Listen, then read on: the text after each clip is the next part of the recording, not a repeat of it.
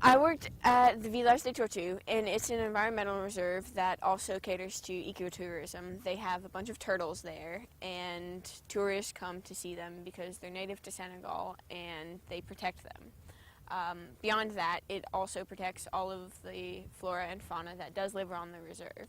And that's something special, especially in a developing country and in Senegal per se, because there's trash everywhere. The first few couple months there, I helped with tours. I helped refurbish a lot of the things on the reserve that were degrading by painting things and such.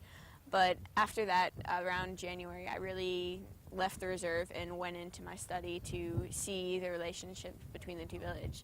And the thing is, there's this Village de Tortue, and it's the Village de Tortue of no-fly, which is really specific. It's not just the Village de Tortue. So it was interesting to see what it really gave to no-fly, because it has that name.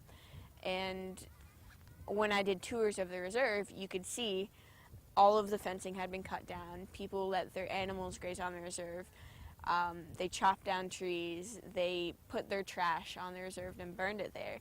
And it was a really interesting dynamic between a village that was supposedly dependent on this demi-government, demi-private organization, and then the other side of that, where it was complete destruction.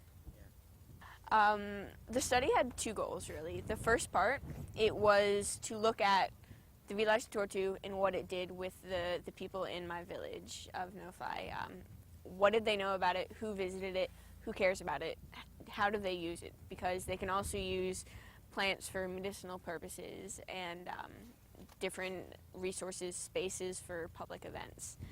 But the second part of the study was more of an anthropological thing, where I went and talked to the people, learned about the culture, learned about how they view the environment on a broad scale for all of Senegal. Basically a case study of how they viewed these things, how they viewed the political situation, how they viewed themselves. Because often NGOs, people come in, they say, this is a poor person, but I really wanted to go in and see how they viewed things and learn about what they thought, not what I thought they would think.